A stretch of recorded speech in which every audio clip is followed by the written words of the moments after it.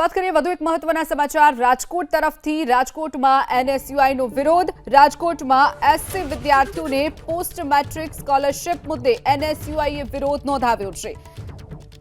તો નેક અથવા એનબીએ માન્યતા પ્રાપ્ત સંસ્થાઓના વિદ્યાર્થીઓને જ સહાયના નિયમ સામે પણ એનએસયુઆઈએ વિરોધ દર્શાવ્યો।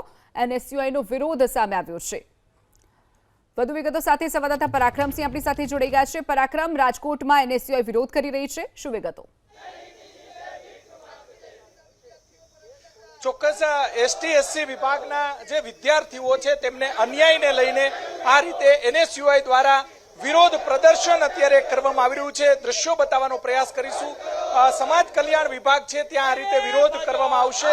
તમારો શું વિરોધ છે, માંગણી શું છે તમારી, અત્યારે શું કરવાનું? જે સ્કોલરશિપ બાબતે સરકાર અવારનવાર એસસી એસટી ના વિદ્યાર્થીઓને શિક્ષાથી વંચિત રાખવાનું કારસ્તાન થઈ રહ્યું છે, એવો જ એક પરિપત્ર નાયબ નિયામક શ્રી દ્વારા કરવામાં આવ્યો કે જે કોલેજ પાસે નેક હશે એ કોલેજને જે આ સ્કોલરશિપ છે એનો લાભ મળશે।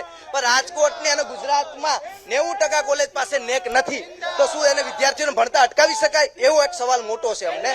અમે એક માંગ કરીએ છીએ, જો સરકારને એટલું જ બધી લાગુ પડતું હોય તો નેક વગરની કોલેજોની મંજૂરી રદ કરો અથવા તો આ સ્કોલરશિપ ચાલુ રાખો। આ બે માંગ। આ વિભાગને કોઈ 11/5 પરિપત્ર નાયબ નિયામક શ્રી દ્વારા કરવામાં આવ્યો સૌરાષ્ટ્ર યુનિવર્સિટીના કુલપતિને। ચોક્કસથી અહીંયા પોલીસ બંદોબસ્ત પણ મૂકી દેવામાં આવ્યો છે। સમાજ કલ્યાણ વિભાગ છે તેમનો ઘેરાવ કરે તે પહેલા જ આ રીતે શું તમારો વિરોધ છે?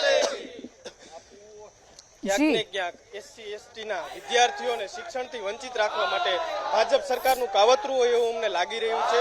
ક્યાંક ને ક્યાંક ગરીબ અને મધ્યમ વર્ગના શિક્ષક વિદ્યાર્થીઓને સ્કોલરશિપથી વંચિત રાખવાનું ભારતીય જનતા પાર્ટીનું કાવતરું હોય એવું અમને લાગી રહ્યું છે। તેથી આજ ગુજરાત એનએસયુઆઈ દ્વારા સમાજ કલ્યાણ કચેરી ખાતે ચોક્કસથી વિરોધ પ્રદર્શન એનએસયુઆઈ દ્વારા કરવામાં આવી રહ્યું છે।